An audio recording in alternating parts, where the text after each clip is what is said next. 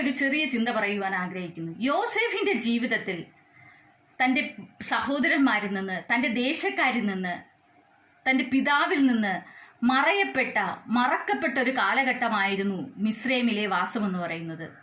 ഈ മിസ്രൈമിലായിരുന്ന കാലഘട്ടത്ത് മറക്കാത്ത ദൈവത്തെ ഓർത്തതുകൊണ്ട്, മറക്കാത്ത ദൈവത്തിന്റെ മുന്നിൽ വിശ്വസ്തനായിരുന്നത് കൊണ്ട് മറന്നവരുടെ മുന്നേ ദൈവം എത്തിക്കപ്പെടുവാനിടയായി തീർത്തു. അവനെ ഒരു മാന്യപാത്രമാക്കി പുറത്തു കൊണ്ടുവരുവാനിടയായി തീർന്നു. എൻ്റെ ഈ ശബ്ദം കേൾക്കുന്ന ആരെങ്കിലും പലരാലും ഒറ്റപ്പെട്ട വ്യക്തിയാണോ, പലരാലും മറക്കപ്പെട്ട വ്യക്തിയാണോ, പലരുടെ മുന്നിൽ നിന്ദിക്കപ്പെട്ട വ്യക്തിയാണോ? ദൈവത്തിന്റെ സന്നിധിയിൽ വിശ്വസ്തനായിരിക്കാൻ തയ്യാറായാൽ ഈ മറക്കപ്പെട്ട വ്യക്തിയുടെ മുന്നേ മാന്യതയുള്ള